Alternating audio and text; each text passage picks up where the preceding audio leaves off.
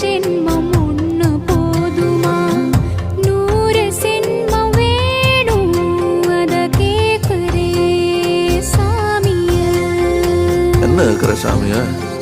100 ஜென்மம் கூட போதுமா? 100 ஜென்மம் நமக்கு போதுமா? வேற வர ஏதும் கேப்பமா? சகாவரம் கேப்போம் அந்த சாமிய, அந்த சாமிய.